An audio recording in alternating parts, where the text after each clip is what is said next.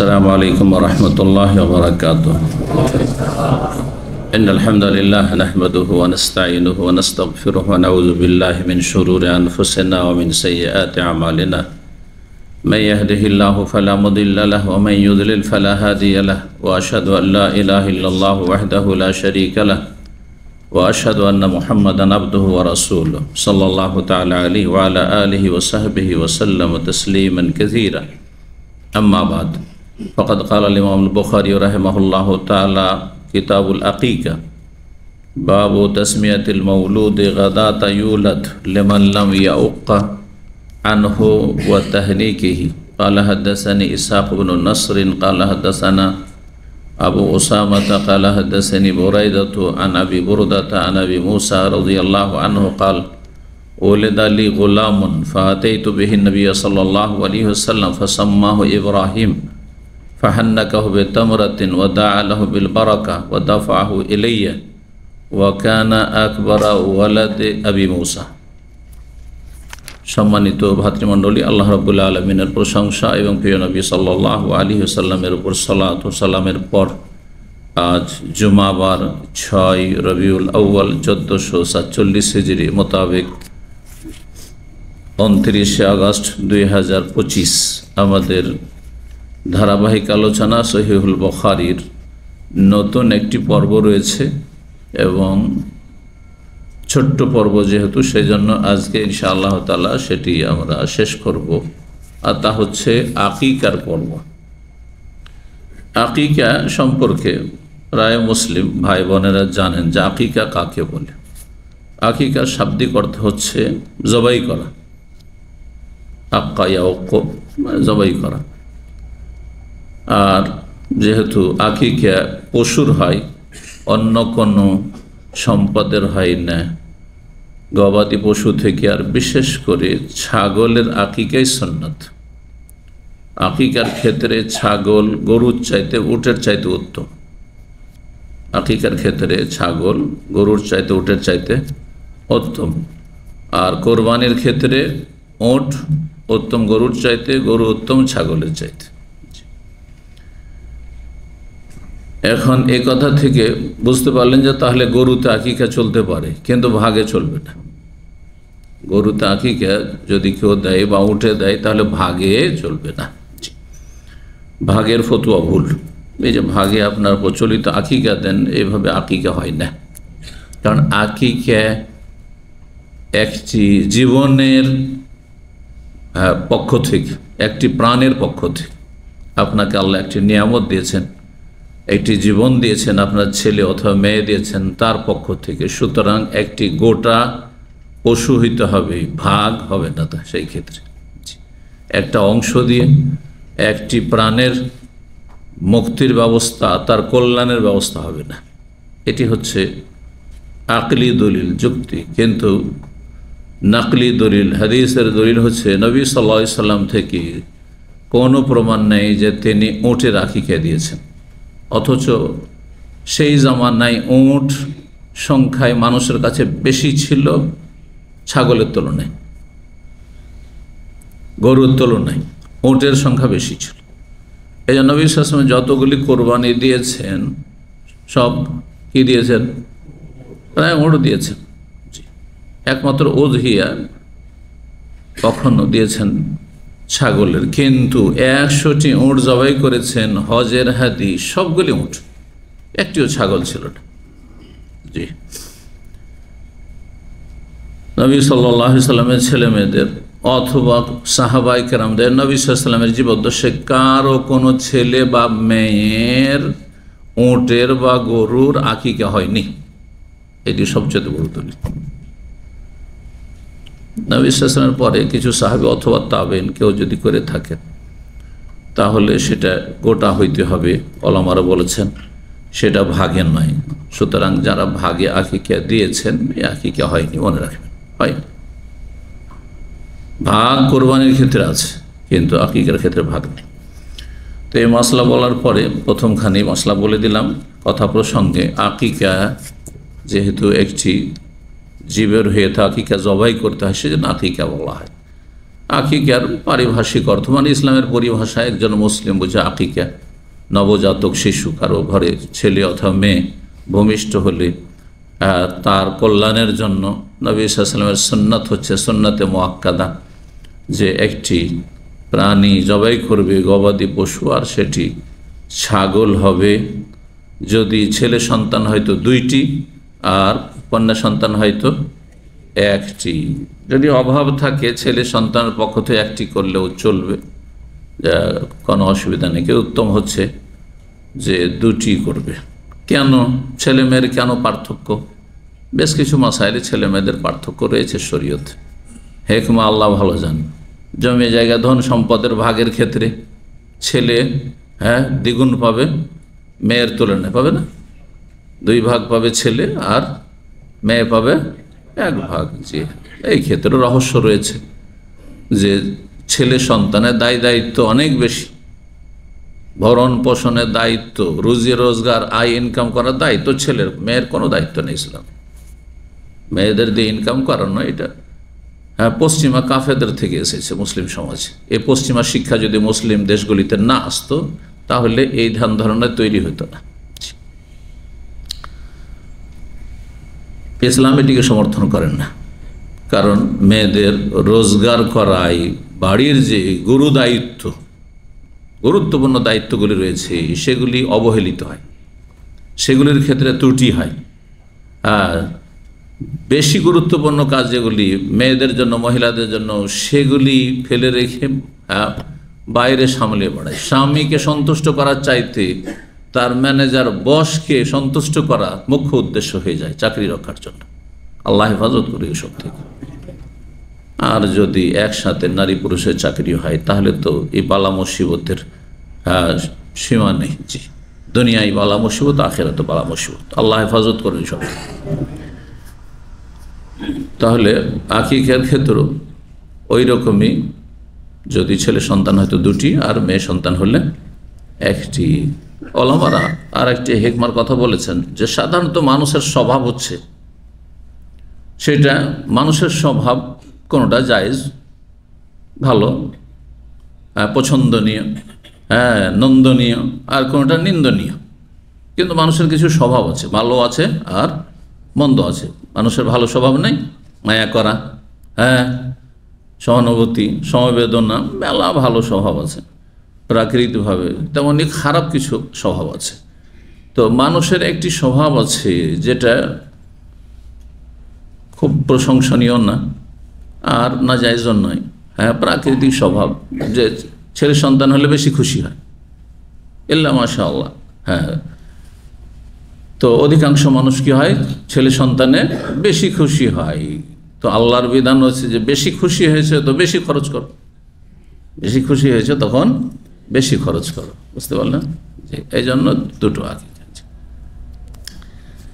এতে মেয়েদেরকে ছোট করা হয়নি, মেয়েদেরকে সম্মানিত ইসলামে যতটা করা হয়েছে, মর্যাদা যা দেওয়া হয়েছে পৃথিবীর কোনো আইনও দেয়নি, এবং কোনো আসমানি আগের যেসব ধর্ম ছিল অথবা মানুষের তৈরি করা ধর্ম ছিল তাতেও দেওয়া হয়নি। মেয়েদেরকে সম্মানিত রাখার জন্য, সুরক্ষিত রাখার জন্য হেজাবের ব্যবস্থা আল্লাহ করেছেন। যত দামি জিনিস তত মানুষ লুকিয়ে রাখে, তাই না? আপনি শাকসবজি কিনে নিচে অনেকে রেখে চলে এসছেন, গেটের ভিতরে ঢুকবেন, অনেকে কিন্তু শাকসবজি কিনে আজকে জুমার দিনে রেখে চলে এসছে, আসছে না জানি, কিন্তু গয়না, স্বর্ণের, গোল্ড, চাঁদি আর টাকা পয়সার বান্ডিল একেবারে রেখে আসবেন নিচে, বাইরে এইখানে রাখবেন, ওইদিকে রাখবেন না, পকেটে ভরে রাখবেন। কেন? দামি সেই জন্য, যেটা যত দামি সেটাকে মানুষ তত বেশি হেফাজত করে, সুরক্ষিত করে। এটা হওয়া উচিত। আমাদের কাছে পুরুষের চাইতে নারীদের মান ইজ্জত বেশি দামি আল্লাহর কাছে, আল্লাহর দিনে। সুতরাং তাকে সুরক্ষিত রাখতে হবে অসৎ লোকদের ছবল থেকে বাঁচানোর জন্য। অসৎ দৃষ্টি, কুদৃষ্টি, কত যে কুদৃষ্টি পড়ছে বেহায়া মহিলাদের উপর, যার ফলে তাদের মধ্যে লাবণ্য থাকে না, তাদের চেহারায় কোনো লাবণ্য থাকে না যারা বেহায়া ঘোরাফেরা করে। কিন্তু যারা যত বেশি পর্দা করে তাদের চেহারাতে লাবণ্য আছে, জি, সৌন্দর্য আছে। তারপরে মানুষের আরেকটি স্বভাব হচ্ছে যে আল ইনসানু হারিসুন ফিমা মনিয়া, মানুষকে যদি কোনো জিনিসে বাধা দেন তাহলে সেটার জন্য মানুষ পাগল হয়ে যায়। বাধা না দিলে কোনো ব্যাপারই না, বাধা দিলেই সেই সম্পর্কে উৎসুক হয়ে যায়, আগ্রহী হয়ে যায়। এটা আরবির একটা প্রবাদ, বাস্তবতা, এটা মানুষের স্বভাব। প্রথম মানুষ থেকে শুরু হয়েছে। আল্লাহ রাব্বুল আলামিন যদি এইভাবে না বলতে ওয়ালা তাকরাবা হাযিহিশ শাজারা, আদম আলাইহিস সালাম, আদম হাওয়া সব খাও আর সব করো, সব ভোগ করো, কিন্তু এই গাছের কাছে যাবে না, তাহলে ও গাছের দিকে ভ্রুক্ষেপও করতেন না। মেলা গাছ আছে ওই দিকে, হয়তো ওই গাছটার দিকে তাকাতেও যেতেন না। কিন্তু যখন বাধা দেওয়া হয়ে গেল, আছেটা কি, তাই না? জি। তো যেসব মেয়েরা সাবালিকা হওয়ার পরে বেহায়া বেপরদা হয়ে উন্মুক্ত চলাফেরা করে, তাদের দিকে আকর্ষণ থাকে না, কারণ খোলা, সবসময় সবাই ভোগ করতে পারছে। চোখের ভোগ, অন্তরের ভোগ, অন্তর সেদিকে যাচ্ছে, অন্তর কেড়ে নিচ্ছে, চোখ কেড়ে নিচ্ছে, জি, যার ফলে সেগুলোর আকর্ষণ নেই। কিন্তু যদি ঢেকে রাখেন তোর একটা আকর্ষণ আছে। সমস্ত নারীরা পৃথিবীর যদি এইরকমই ঢাকা থাকতো, হেজাবে থাকতো, তাহলে যুবকরা পাগল হয়ে যেত বিয়ে করার জন্য। অধিকাংশ যুবকরা বিয়ে করতে চায় না, বিয়ে মুখ, সবাই প্রতিষ্ঠিত হবো তো বিয়ে করবো, প্রতিষ্ঠিত হইতে হইতে 30 বছর 40 বছর পার হয়ে যাচ্ছে। কেন?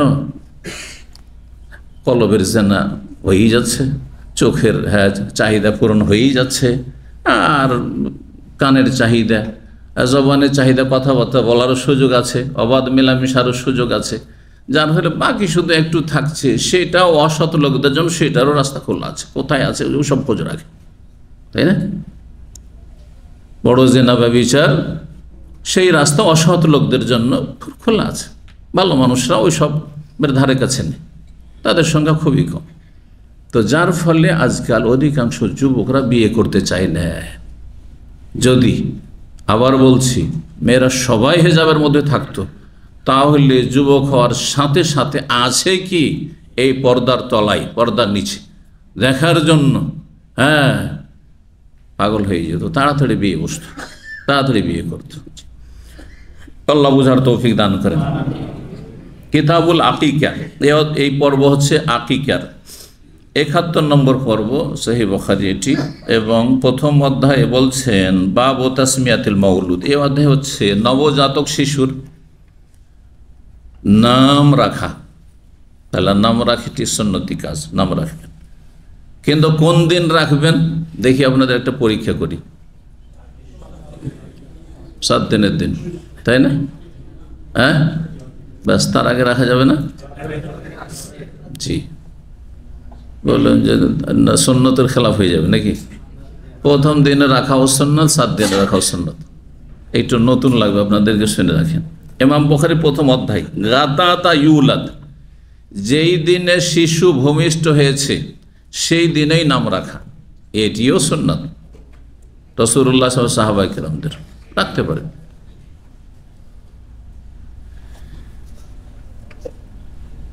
বলছেন বিশেষ করে লেমাল্লাম ইয়াউক, যদি কেউ আকিকা না করে তাহলে প্রথম দিনে নাম রেখে দিল। ইমাম বুখারী রাহমাহুল্লাহ তার মত যে যদি আকিকা করেন তাহলে আকিকার দিনে রাখেন, এটা বেশি উত্তম, আফজাল, জায়েজ যে কোনো দিনে। আর যদি আকিকা করেন তাহলে সেই দিনে, 7ম দিনে। আর যদি আকিকা না করেন তাহলে প্রথম দিনে রাখতে পারেন। এই হাদিস তিনি দলিলে নিয়ে এসেছেন, বা এখানে কয়েকটি হাদিস নিয়ে এসেছেন। আর কি ও তাহনিকেহি, আরেকটি মাসআলা হচ্ছে যে নবজাতকের তাহনিক করা। হান্নাকা ইউহান্নাকু, তাহনিক মানে খেজুর চিবিয়ে, আর খেজুর রোতাবে চাইতে উত্তম। এই ক্ষেত্রে মাসলা বুঝে রাখেন, ইফতারের ক্ষেত্রে রোতাব তাজা গাছ পাকা খেজুর উত্তম খেজুরের চাইতে, শুকা খেজুরের চাইতে। যদি রোতাব খেজুর না থাকে তাহলে যে কোনো খেজুর দিয়ে আপনি, শুকনো খেজুর দিয়ে আপনি ইফতার করেন। কিন্তু তাহনিকের ক্ষেত্রে শুকনো খেজুর উত্তম কিসের চাইতে? রোতাব তাজা গাছ পাকা খেজুরের চাইতে। এই যে রোতাব আজকাল এখন এই যেহেতু সিজন খেজুরের, এই সময় রোতাব পাওয়া যাচ্ছে খুব। বুঝেন তো রোতাব? এক কথায় গাছ পাকা তাজা খেজুর। রোতাব মানে হচ্ছে তাজা। ওয়ালা রাতবিন ওয়ালা ইয়াবিসিন ইল্লা ফি কিতাবিম মুবিন। ইয়াবিস মানে শুকনা, আর রোতাব মানে হচ্ছে তাজা। তো আল্লাহ রাব্বুল এখানে বলছেন যে কোনো শুকনো আল্লাহর সৃষ্টি আর তাজা সৃষ্টি মানে যাতে রস রয়েছে, যাতে রস রয়েছে। ইল্লা ফি কিতাব, সব কিছু লৌহ মাহফুজে ভাগ্যলিপিতে লেখা রয়েছে। তো তাহনিক করা, তাহনিক মানে একজন কোনো ভালো মানুষ, নেক মানুষ, আর যদি বাবা মাই ভালো মানুষ হয় তো বাবা অথবা মা কেউ কী করবে, একটি খেজুরকে চিবাবে ভালো করে, আর চিবিয়ে নিয়ে তাতে যেন আঁশ না থাকে, অনেক সময় সেটা বাচ্চার নবজাতক শিশু ক্ষতি করে দিতে পারে। চিবিয়ে নিয়ে সুন্দর করে, আর তারপরে নবজাতক শিশুর আপনার জিভায় তালুতে আপনার দিয়ে দিবে, যাতে করে এমনভাবে চিবিয়ে দিবে যাতে করে তার চুষে চুষে রসটা গ্রহণ করা সহজ হয়। জি, এর হেকমত কি?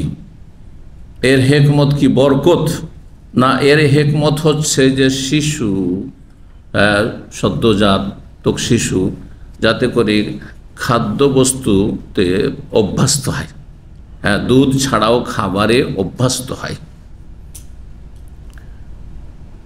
কি বলবেন, বরকতের জন্য না খাবারের অভ্যাস করার জন্য? যে একটা মিষ্টি জাতীয় কিছু দিয়ে দিলাম যাতে করে শুধু দুধেই সীমিত না থাকে, আর একটু খাবারে অভ্যস্ত হোক। বরকত হলে শুধু রাসূলুল্লাহ সাল্লাল্লাহু আলাইহি ওয়াসাল্লাম বরকত রয়েছে। যারা বলেছেন বরকতের জন্য তারা বলছে এইটি শুধু রাসূলুল্লাহ সাল্লাল্লাহু আলাইহি ওয়াসাল্লাম খাস, অন্য কেউ তাহনিক করবে না। কিছু আলেমদের মতে এটি, কিন্তু অধিকাংশ উলামায়ে কেরামগণ, এমনকি প্রায় সাহাবায়ে কেরামরা এটা করতেন। নবী সাল্লাল্লাহু আলাইহি ওয়াসাল্লামের পরেও তারা তাহনিক করতেন, তাহনিক তারা করতেন, হাদিস দ্বারা প্রমাণিত হবে। তো সুতরাং এই তাহনিক করা মানে খেজুরকে চিবিয়ে কারো মুখে দেওয়া, এটি নবী সাল্লাল্লাহু আলাইহি ওয়াসাল্লামের সাথে যখন খাস না, তো বিষয়টি বরকতের নয়। কারণ আহলে সুন্নাত ওয়াল জামাত, যারা সত্যিকার আহলে সুন্নাত ওয়াল জামাত, তাদের কাছে নবী সাল্লাল্লাহু আলাইহি ওয়াসাল্লাম ছাড়া কারো থুথুতে, কারো লালাতে, অথবা কারো ব্যবহৃত বস্তুতে, অথবা কারো ঘামে ইত্যাদি, এগুলোতে বরকত নেই। বুঝছেন না? এটা হচ্ছে আহলে সুন্নাত জামাতের আকীদা। আহলুস সুন্নাত মানে যারা সালাফি আকীদা, আহলুল হাদিস, আরব দেশে যারা সালাফি বলে পরিচিত, তাদের ছাড়া বাকি যারা রয়েছে, যতগুলি সুফি তরিকতওয়ালা রয়েছে, দেওবন্দি হোক আর বেরলভি হোক, কওমি হোক, সবাই মনে করে বুজরুগানে দিনের ব্যবহৃত বস্তুতে বরকত আছে, তারা এই বরকত বিষয়, এই ক্ষেত্রে তারা বেদাতি আকীদা রাখে। এই মর্যাদা একমাত্র খাস রেখেছেন আহলে হাদিস উলামায়ে কেরামগণ রাসূলুল্লাহ সাল্লাল্লাহু আলাইহি ওয়াসাল্লামের সাথে। এই মর্যাদা রসুলের পরে কাউকে দেওয়া হয়নি। এই জন্য রাসূলুল্লাহ সাল্লাল্লাহু আলাইহি ওয়াসাল্লামের ঘামে চিকিৎসা ছিল, রাসূলুল্লাহ সাল্লাল্লাহু আলাইহি ওয়াসাল্লামের লালাতে থুথুতে চিকিৎসা ছিল, রাসূলুল্লাহ সে ব্যবহৃত কাপড়ে বরকত ছিল, রাসূলুল্লাহ সাল্লাল্লাহু আলাইহি ওয়াসাল্লামের বাসনপত্র যা কিছু তাতে বরকত ছিল। কিন্তু আবু বকর, ওমর, ওসমান, আলী, কারো, হাসান, হোসেন, কারো কাছ থেকে কেউ বরকত হাসিল করেননি। বুঝছেন না? এই বিষয়টি মনে রাখবেন। জি, তো তাহনিকের বিষয় শুধু বরকতের বিষয় নেই, খাওয়া দাওয়া অভ্যস্ত করা। জি, 5467 নম্বর হাদিস। হাদিস বর্ণনা করছেন আবু বুরদা, আবু মুসা আশআরী রাদিয়াল্লাহু তাআলা আনহু থেকে। তিনি বলেন, ওলিদ আলী গোলামুন, আবু মুসা আশআরীর একজন ছেলে সন্তান ভূমিষ্ঠ হয়। গোলাম ছেলে সন্তানকে বলা হয়। হাদিস ইউরাশু মিন বাউলিল গোলাম, আরেকটি হাদিস রয়েছে, ওয়ায়ুগসালু মিন বাউলিল জারিয়া। যদি ছেলে সন্তান দুধ পানের বয়সে থাকে, দুধ পানি হচ্ছে তার আসল খাদ্য, অন্য খাবার দেওয়া শুরু করেনি, এই বয়সে রয়েছে, তাহলে পেশাব করে দিলে, কাপড়ে পেশাব করে দিলে ছিটিয়ে দেওয়া যথেষ্ট হাদিস। আর যদি মেয়ে সন্তান পেশাব করে তাহলে ধুইতে হবে। এই ক্ষেত্রে অনেকে আপত্তি করে, হ্যাঁ ইসলামের শত্রুরা মুনাফিকরা যে এই পার্থক্য কেন কেন এটা আল্লাহ হেকমত ভালো জানছেন, যিনি সৃষ্টি করেন তিনি ভালো জানছেন। তার মধ্যে একটি শুনে রাখেন, প্রত্যেকটার হেকমত যা ওলামারা যা বলেছেন যদি বলতে থাকি তো সময় এতে নিয়ে নেবে, কিন্তু এখানে যখন বিষয়টি চলে আসলো বলে দিই। দেখেন, যেখানে মুশকিল সেখানে সহজ, যেখানে মুশকিল সেখানে আসান, এটি হচ্ছে শরীয়তের কায়দা নীতিমালা। মেয়ে সন্তান কন্যা সন্তান যখন পেশাব করে তো পেশাবটা এক জায়গায় থাকে, দূরে ছিটে না চারিদিকে, সেটা ধুয়ে না খুব সহজ। সেটাতে ধরেন অনেকে অভাবী আছে, আরে আজকে নয় মেলা কাপড় আমার কাছে আপনার কাছে, কিন্তু একসময় সাহাবার কাছে একটি কাপড় ছিল। এখন যদি ছেলে সন্তান পেশাব করলে কি হয়, এমনভাবে পেশাব করেছে গোটা কাপড়ে ছিটে গেছে, ছিটবে না ছিটবে না, ছিটে যাবে। এখন গোটা কাপড় যদি ধুয়ে দেয় তো পড়বে কি, ঠান্ডা ওই ভিজা কাপড় পরে থাকবে, ভিজা কাপড় অসুস্থ হইতে পারে, অসুস্থ হইতে পারে। যার ফলে ছেলেদের পেশাব যেহেতু গোটা কাপড়ে ছিটে যেতে পারে, আর গোটা কাপড় ধুয়ে নেওয়া অনেক মানুষের জন্য কষ্টকর হবে, সুতরাং যেখানে মুশকিল সেখানে আসান, ছিটিয়ে দিলে পানি ছিটিয়ে দিলাম। তার মানে এই নয় যে পেশাব মানুষের পেশাব পাক, এটা বলবেন না। আবার অনেকে ভুল করে যে পানি ছিটিয়ে দিলে যে পাক, না না পাক। কিন্তু দেখেন বড় মানুষের যারা খাবার দাবার খায়, হ্যাঁ তাদের পেশাবের তুলনায় তার নাপাকি হালকা। যে বাচ্চা দুধ পান করে শুধু তার পেশাবের নাপাকি হালকা, সেই জন্য ছিটিয়ে দেওয়াই যথেষ্ট। নবী সাল্লাল্লাহু আলাইহি ওয়াসাল্লাম বলেছেন, ওইখানে গোলাম শব্দটি রয়েছে, জারিয়া বালিকার ক্ষেত্রে বলা হয়েছে। ফাতাই তো বিহীন নবী সাল্লাল্লাহু আলাইহি ওয়াসাল্লাম, যখন বাচ্চা ভূমিষ্ঠ হলো আবু মুসা আশআরী বলছে তাকে নিয়ে আসলাম নবী সাল্লাল্লাহু আলাইহি ওয়াসাল্লামের কাছে। তো নবী সাল্লাল্লাহু আলাইহি ওয়াসাল্লামের কাছে সাহাবীরা নবজাতক শিশু জন্ম নিলেই তাকে নিয়ে আসতেন বরকতের দোয়া নেওয়ার জন্য এবং তাহান্নিক করে নেওয়ার জন্য, কারণ নবী সাল্লাল্লাহু আলাইহি ওয়াসাল্লামের লালাতেও বরকত রয়েছে ইত্যাদি। এবং নবী সাল্লাল্লাহু আলাইহি ওয়াসাল্লাম নামটা রাখলে বেশি ভালো হবে, আমার চাইতে নবী সাহেব বেশি জানেন। জি, ফাসাম্মাহু ইব্রাহিম, নবী সাল্লাল্লাহু আলাইহি ওয়াসাল্লাম তার নাম রাখলেন কি, ইব্রাহিম। নাম সপ্তম দিনে রাখলেন, হ্যাঁ না যেদিন হয়েছে, যেদিন ভূমিষ্ঠ হয়েছে সেদিনের নাম রাখলেন। ইমাম বুখারীর ফতোয়া হচ্ছে যদি আপনি আকিকা না করেন সেই ক্ষেত্রে, যেহেতু আরেকটি হাদিসে রয়েছে যে সপ্তম দিনে কি করে ইয়াকু আনহু ওয়া ইউসাম্মা ওয়া ইউমাতু আনহুল আযা, আকিকা করবে, নাম রাখবে এবং কষ্টদায়ক বস্তু অর্থাৎ যেই চুলগুলি নিয়ে ভূমিষ্ঠ হয়েছে আর যে নখ নিয়ে ভূমিষ্ঠ হয়েছে এগুলো কেটে ফেলবে। তো দুটো হাদিসের সমন্বয় করতে ইমাম বুখারী বলছেন যদি আকিকা করা আপনার সামর্থ্য না থাকে বা আকিকা করবেন না হয়তো, তখন আপনি প্রথম দিনের নাম রেখে নেন, এটি উত্তম। আর কারণ আকিকার দিন নেই, যেহেতু সপ্তম দিন বলে কিছু নেই আপনার কাছে, কারণ আকিকার নেই আপনার, যেহেতু আপনার করছে। আর যদি আকিকা করেন তাহলে আকিকার দিন নাম রাখেন, তো তার ইজতিহাদ এটি। কিন্তু হাদিসে কি এসছে, এখানে আকিকা তিনি করেছেন না করেননি কোনো কথা নেই কিন্তু। আর সাহাবা কেন সাধারণত হ্যাঁ বেশি অভাব না থাকলে আকিকা তারা করতেন, আকিকা তারা করতেন। ইব্রাহিম নাম রাখলেন, ফাহান্না কাহবে তামরাতিন, তখন নবী সাল্লাল্লাহু আলাইহি ওয়াসাল্লাম তাকে তাহনিক করে দিলেন ও খেজুর চিবিয়ে তার বাচ্চার জিভার নিচে বা তালুতে দিয়ে দিলেন। ওয়া দাআ লাহু বিল বারাকা, বরকতের দোয়া করে দিলেন, বরকতের দোয়া করবেন। এখন নবী নেই আমাদের মাঝে, তাই বলে কি দোয়া করবেন না? দোয়া করবেন, একে অপরের জন্য দোয়া করবেন, একে অপরের জন্য দোয়া করবেন। শুধু বড় ব্যক্তি ছোটের জন্য দোয়া করবেন, সিনিয়র জুনিয়রের জন্য না, জুনিয়রও সিনিয়রের জন্য দোয়া করবেন। নবী সাল্লাল্লাহু আলাইহি ওয়াসাল্লাম উমরকে বলেছেন, লা তানসানি ফি দুআইকা ইয়া আখি, এ ভাই আমাকে তোমার দোয়াতে ভুলিও না। তাহলে ছোটর কাছেও দোয়া চাওয়া শরীয়ত সম্মত, কিন্তু বেশি দোয়া পরের দোয়ার মুখাপেক্ষী না হয়, এটি আবার আপত্তিকর কিন্তু শরীয়তে, এটা অনেকে বুঝেন। একটু অসুখ বিসুখ হইলে গোটা ফেসবুকে ছড়িয়ে দিল, নিজে হয়তো দোয়া করা তৌফিকই হয় না, হতভাগা।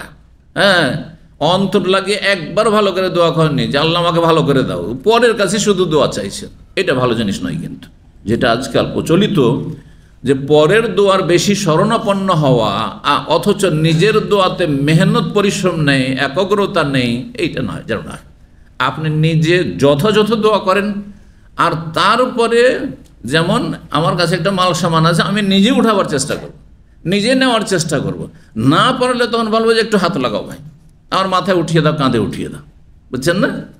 ঠিক ওই রকমই পরের দোয়ার বিষয়টি, যে তাদের কাছে সহযোগিতা নেবেন, কিন্তু পরের দোয়াটা কি মুখ্য দোয়া মনে করবেন না। আবার হিন্দুদের থেকে পাশাপাশি বসবাসের জন্য পাওয়া হচ্ছে মায়ের দোয়া, এটি অনেক মুসলিমরাই করে।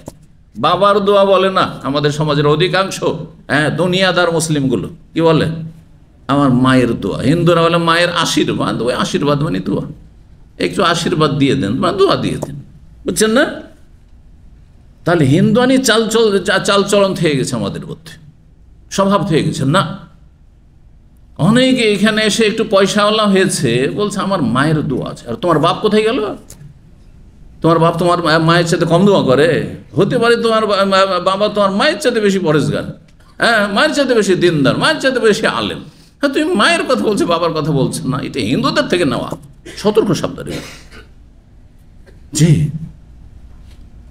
মা বেশি কষ্ট করেছে, সেজন্য মায়ের ওই দিক থেকে হক বেশি, কিন্তু নেতৃত্বের ক্ষেত্রে, আদেশ পালনের ক্ষেত্রে বাপের গুরুত্ব বেশি। এটা অনেকে বুঝেন না। আপনার বাবা বলছে আমি মাদ্রাসায় পড়াবো, আর মা বলছে স্কুলে পড়াবো, বুঝছেন না? মায়ের কথা রাখি, কারণ মা নবী সাল্লাল্লাহু আলাইহি ওয়াসাল্লাম 3 বার বলেছেন। চলবে না? আপনার বাড়ির নেতাকে, আপনার বাবা, সুতরাং বাবার কথা শুনতে হবে, বাবার কথা শুনতে হবে। কিন্তু বৈধ কাজের ক্ষেত্রে, আবার নাজায়েজ কাজের ক্ষেত্রে নয়। নাজায়েজ কাজের ক্ষেত্রে কারো কথা শোনা যাবে না। তো তাহনিক করে দিলেন খেজুর দিয়ে, দোয়া করে দিলেন বরকতের। অদাফা এলে, তারপরে আমাকে দিয়ে দিলেন। অদাফা এলে, বাচ্চা আমার কোলে দিয়ে দিলেন। জি, তাহলে বোঝা গেল যে কেউ যদি কারো কোলে বাচ্চা দেয় আর তারপর যতক্ষণ না নেবে ততক্ষণ দেবে। অনেকে কিন্তু খুব চক্ষু লজ্জায় পড়ে যান, বিষয়টা বোঝার চেষ্টা করেন। আমার কিন্তু আমাদের সামাজিকতা আছে, কোলে আমার যখন দিল কি করে চট করে দিয়ে দিব, লজ্জা লাগছে। না না না, কোনো ব্যাপার না। আমার ব্যস্ততা আছে, অথবা আমি নিলাম, দোয়া দিয়ে দিলাম, আপনাকে ধরিয়ে দিলাম আপনার বাচ্চা, কোনো অসুবিধা নেই।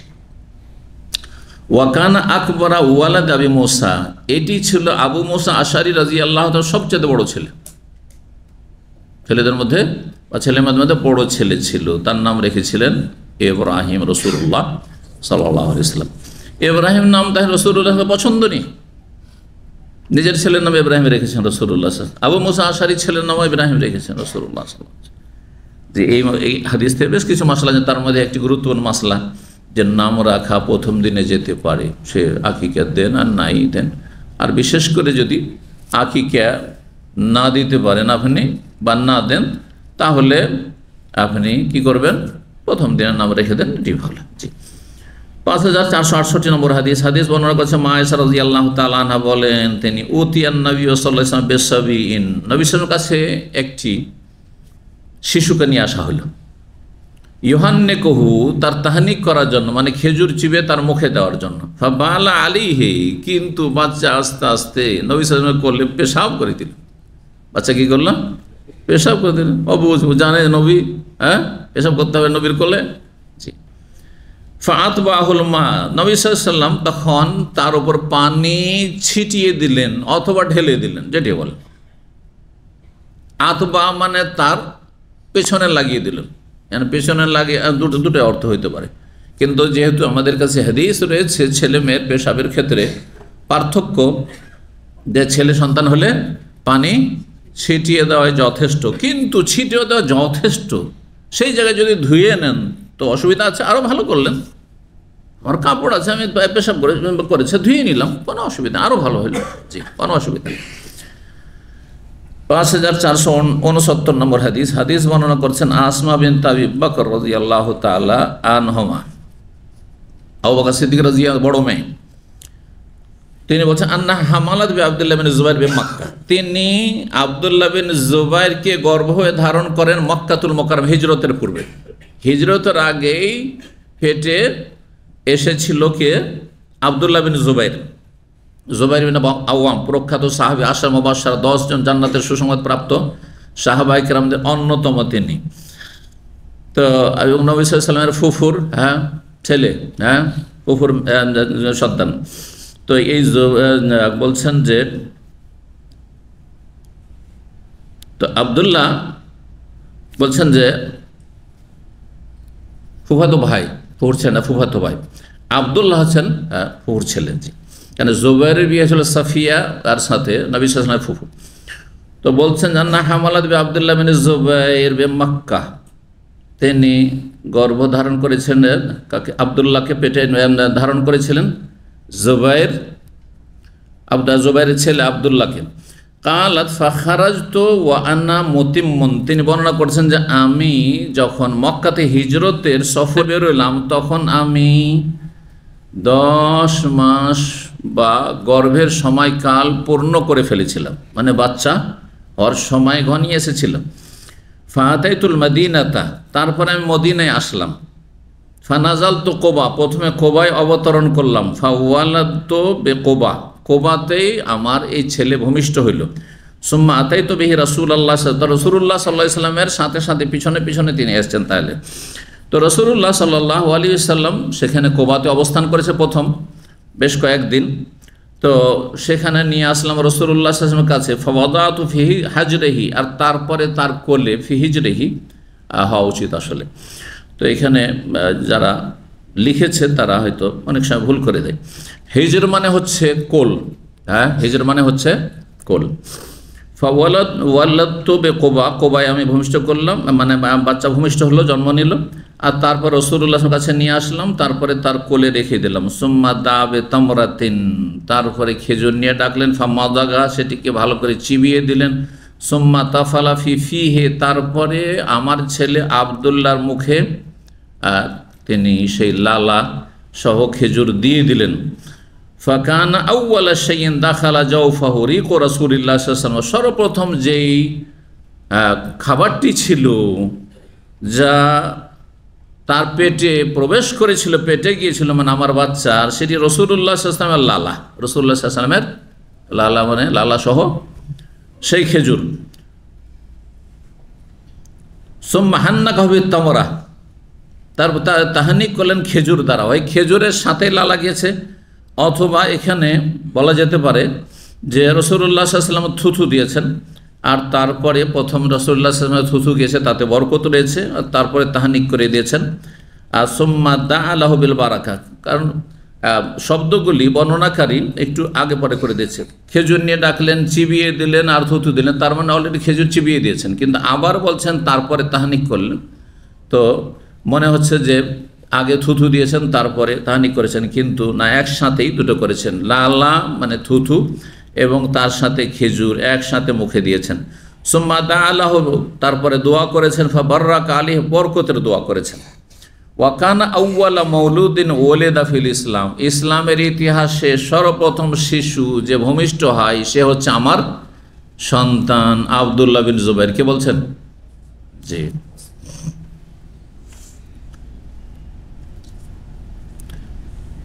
প্রথম সন্তান। আরেকটি হাদিস রয়েছে নোমান বিন বাশির, হ্যাঁ, মুসলিমদের প্রথম সন্তান ছিল মদিনায় নবী সাল্লাল্লাহু আলাইহি হিজরতের পরে। দুটোতে সমন্বয় কি হবে তাহলে? হ্যাঁ, এর আগে আলোচনা করেছি, যারা পুরাতন নিয়মিত ছাত্র মাশাআল্লাহ জবাব দিচ্ছে। হ্যাঁ, আনসার আর মুহাজিরের পার্থক্য, মুহাজিরিনদের মধ্যে প্রথম শিশু ভূমিষ্ঠ হয়েছিল নবী সাল্লাল্লাহু আলাইহি ওয়াসাল্লাম হিজরতের পরে প্রথম, এ হচ্ছে আবদুল্লাহ বিন জুবাইর। আর আনসারীদের মধ্যে নোমান বিন বাশির রাদিয়াল্লাহু তাআলা আনহু। ফাফারিহু বিহা ফারাহান শাদীদান, কিন্তু দুটোর মধ্যে কি আগে হয়েছে? মনে হচ্ছে যে দুটোর মধ্যে যদি নোমান বিন বাশির আগে জন্ম নাকি আবদুল্লাহ বিন জুবাইর, তো আবদুল্লাহ বিন জুবাইরের আগে হবে, কারণ প্রথমখানে কোবা, এখনও মদিনা এসে মসজিদ নবীর কাছে পৌঁছেননি, মসজিদ নবী তৈরি হয়নি, কোবাতে আছেন নবী সাল্লাল্লাহু আলাইহি ওয়াসাল্লাম, ওইখানে এসে পৌঁছেছেন আসমা রাদিয়াল্লাহু তাআলা আনহা। তো আবদুল্লাহ বিন জুবাইর যেহেতু প্রথম শিশু ইসলামের ইতিহাসে মদিনায় ভূমিষ্ঠ হয়েছিলেন, সেই জন্য ফাফারিহু বিহি ফারহান শাদীদান, লোকেরা সবাই মদিনাবাসী অত্যন্ত খুশি হয়েছিল, অত্যন্ত খুশি হয়েছিল। কেন? আর একটি কারণ ছিল খুশি হওয়ার। এক তো খুশি যে প্রথম শিশু জন্মল, এটা তো আছেই, কিন্তু ওর চাইতে গুরুত্বপূর্ণ বিষয় ছিল যে মদিনায় ইয়াহুদিরা বসবাস করতো, 3টি বংশ, বানু কাইনুকা, বানু নাজির আর বানু কোরাইজা। এই ইহুদিরা জাদুকর জাতি ছিল, জাদুকর জাতি ছিল, এবং তারা চরম বিদ্বেষী, ইসলাম বিদ্বেষী। এই জন্য তাদের ইসলাম নসিব হয়নি। সারা পৃথিবীতে বহু খ্রিস্টান ইসলাম গ্রহণ করছে, অনেক হিন্দু ইসলাম গ্রহণ করছে, অনেক বুদ্ধিস্ট ইসলাম গ্রহণ করছে, হ্যাঁ, কিন্তু ইহুদিদের সংখ্যা একেবারে হাতে গোনা, খুব কমই ইসলাম গ্রহণ করেছে। নবী সাল্লাল্লাহু আলাইহি ওয়াসাল্লাম আমলেও হাতের আঙুলে গোনা যাবে, মাত্র কয়েকজন ইসলাম গ্রহণ করেছে ইহুদি, কেউ ইসলাম গ্রহণ করে। তো ইহুদির উপর আল্লাহর লানত রয়েছে, আল্লাহর গজব রয়েছে। সূরা ফাতিহাতে আল্লাহ বলেছেন গায়রিল মাগদুব আলাইহিম, আল্লাহ মাগদুব আলাইহির দলে আমাকে শামিল করিও না। মাগদুব, আল্লাহর গজব হয়েছে এই ইহুদিদের উপর। এই জন্য সারা পৃথিবীতে দেখেন এরা সবচেয়ে বেশি লাঞ্ছিত। যদি এদের কাছে পয়সা আছে আজকাল, সেজন্য অনেকে ধোকা, মিডিয়া আছে এদের কাছে, হ্যাঁ, আর তারপর কিন্তু আল্লাহ কোরআনে বলছে ইল্লা বিহাবলিম মিনাল্লাহি হাবলিম মিনান নাস, হয় আল্লাহ কখনো ছাড় দেবেন ওদেরকে, এই ছাড় দিয়েছেন এই সময় মুসলিমদের আল্লাহর দিন থেকে সরে যাওয়ার কারণে। জাতিতে মুসলিম, কিন্তু সবগুলি হচ্ছে আপনার ওই খড়কুটোর মতো, হ্যাঁ, অস্তিত্বহীন মুসলিম জাতির অবস্থা বর্তমানে। তো এটি আমাদের জন্য শাস্তি, আর তাদের আল্লাহর ছাড় এটি একটি বিষয়। ও হাবলিম মিনান নাস, আর মানুষের রশি ধরে তারা কিছুদিন ক্ষমতা চালাবে। মানুষের রশি, এই যে পরাশক্তিগুলি রশি, হ্যাঁ, পশ্চিমা শক্তিগুলি যে এই ইহুদি ইসরায়েলের সাথে আছে, তো এটা হচ্ছে হাবলুম মিনান নাস, কোরআন আল্লাহ বর্ণনা করেছেন। এরা বেশি দিন থাকবে না, আল্লাহ এদেরকে ছিন্ন ভিন্ন করে দেবেন। কোনোদিন এই 1400 বছরের ইতিহাসে কোনো একটি জায়গা পায়নি, হ্যাঁ, এক উদ্ভ্রান্ত হয়ে ঘুরে বেড়িয়েছে, আর তারপরে নিয়ে এসে মুসলিমদের কলবের ওপর, হার্টের ওপর বসিয়েছে এই ইসলামের শত্রু শক্তিগুলি। কখনো এখানে টিকে থাকতে পারবে না, কিন্তু প্রয়োজন রয়েছে মুসলিমদেরকে সহি ইসলামের দিকে ফেরার। ইসলামের নামে ভেজালে ডুবে আছে, শিরক বিদআত, মাজার পূজাকে ইসলাম মনে করে, জি, সাহাবায়ে কেরামদের দুশ্মনী শত্রুতাকে ইসলাম মনে করে এক শ্রেণীর লোকেরা, জি, সাহাবায়ে কেরামদের গালমন্দ করা তাদের ধর্মকর্ম। এরা কি আর মুসলিম নাকি? এই ইসলাম মুসলিম দিয়ে কী হবে? ওরা আশা করছেন হ্যাঁ লেগেছে, কিচ্ছু না, তার আপোষে মিত্র আছে, জি জি, ত্রিভুজ আছে, ত্রিভুজ, পৃথিবীতে ত্রিভুজ আছে, 3টি ইসলামের শত্রু আছে, ভালো করে মনে রাখবেন। খুব সংক্ষেপে বললাম, জি, 3টি শত্রুর কোনটি হ্যাঁ কম নাই, একটি শত্রু আর একটির চাইতে হ্যাঁ মারাত্মক শত্রু। কিন্তু কিছু কিছু মারাত্মক শত্রুকে এক শ্রেণীর মূর্খরা, আর অধিকাংশই মূর্খ মুসলিম সমাজের আবেগী, এরা মনে করে মনে হয় এদের দ্বারাই কিছু কাজ হয়ে যাবে, হ্যাঁ, এরা আমাদের হয়তো হিতাকাঙ্ক্ষী মিত্র, না, কখনো না। আপোষে তাদের ভিতরে সব চুক্তি করা আছে যে এসব আমরা ড্রামা করব, আর করার পরে তোমাদের টার্গেটগুলো পুরা করে দেবো, ইহুদিদের আর পশ্চিমাদের টার্গেটগুলো পুরা করে দেবো, জি। তো ইহুদিরা জাদুকর জাতি ছিল। লোকেরা, মুনাফিকরা বলতো যে এই যে মুসলিমরা এসেছে না, এদের ছেলে মেয়ে হবে না, এদের বাচ্চা কাচ্চা হবে না, কারণ এদেরকে জাদু করে রেখেছে, এদের বাচ্চা কাচ্চা বন্ধ করে রেখেছে ইহুদিরা জাদু করে। তো এর খণ্ডন হয়ে গেল, আসার সাথে সাথে, হিজরতের সাথে সাথে মাত্র কয়েকটা দিন যায়নি আর বাচ্চা ভূমিষ্ঠ হয়ে গেল। এতে যে একটা ভুল ধারণা দেওয়া হয়েছিল মানুষকে, সেটা নিরসন হলো, সংশয় নিরসন। লিআন্নাহুম কিলা লাহুম, কারণ তাদের সম্পর্কে বলা হইতো যে ইন্নাল ইয়াহুদা কাদ সাহারাতকুম, ইহুদিরা মুসলিমদেরকে জাদু করে, তোমাদেরকে জাদু করে দিয়েছে, ফালা ইউলাদ লাকুম, তোমাদের সন্তান সন্ততি হবে না, ছেলে মেয়ে জন্মাবে না। 5470 নম্বর হাদিস বর্ণনা করেছেন আনাস বিন মালিক রাদিয়াল্লাহু তাআলা আনহু, তিনি বলেন কানা ইবনুল আবি তালহা, আবু তালহার এক সন্তান ছিল, ইস্তাকি, সে অসুস্থ ছিল। খুব মজার ঘটনা, খুব সুন্দর ঘটনা, সুবহানাল্লাহ, কি ধৈর্য মহিলার। ফাখারাজা আবু তালহা, আবু তালহা বাড়ির বাইরে গেছে কাজে, হ্যাঁ, রুজি রোজগারের জন্য হোক, কাজে বাইরে গেছে। ফাকোবেদাসবি, অসুস্থ অবস্থায় ছিল, বাচ্চাকে দেখে বাইরে কাজের জন্য গেছে রুজি রোজগারে, সেই বাচ্চার রূহ কবজ হয়ে গেছে, মানে বাচ্চা ইন্তেকাল করে। ফালাম্মা রাজা আবু তালহা, আবু তালহা যখন বাড়ি ফিরেছে তখন বলছেন কালামা ফালা ইবনি, স্ত্রী উম্মে সুলাইম রাদিয়াল্লাহু তাআলা আনহাকে জিজ্ঞেস করছেন আমার ছেলের কি খবর, কি অবস্থায় আছে। কালাত উম্মে সুলাইম বলছে হুয়া আসকানু মাকান, সে আগে যে অবস্থায় ছিল তার চাইতে শান্ত অবস্থায় আছে। আগে যে অবস্থায় রেখে গেছেন তার চাইতে শান্ত হয়ে আছে। সুবহানাল্লাহ। বললেন না যে মারা গেছে, হাউমাউ করলেন না, ভেঙে পড়লেন না। আর হঠাৎ করে যদি স্বামী না খেয়ে এসেছে, অনাহারে এসেছে, পরিশ্রম করে ক্লান্ত পরিশ্রান্ত হয়ে এসেছে, এই অবস্থায় এই দুঃখের খবর, কষ্টের খবর যদি দিয়ে দিত, খাওয়া দাওয়া করবে না, আর তো একটু শান্তিও পাবে না, অশান্তি হয়ে যাবে। আমি এই শান্তি চাই না। কিভাবে ধৈর্য ধারণ করেছেন তিনি চিন্তা করুন আপনি। তিনি বলছেন আগের চাইতে তিনি শান্ত অবস্থায় আছেন। ফাকাররাবাত ইলাইহিল আশা, রাতের খাবার পরিবেশন করলেন, উম্মে সালেম খেলেন, হাতা আশা, রাতের খাবার খেলেন, সুম্মা আসা মিনহা, তারপরে স্বামী স্ত্রী যা হয় সহবাসও করলেন। আল্লাহু আকবার। জি, শারীরিক মিলনও হইল স্বামী স্ত্রীতে।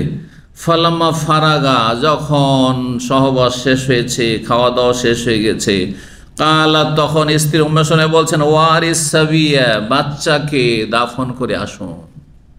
শিশু ছেলেকে দাফন করেছে। ওয়ারা ইউআরি মানে ঢাকা, মাটিতে ঢেকে আসুন, এটা হচ্ছে শাব্দিক অর্থ। তার মানে দাফন করে আসুন।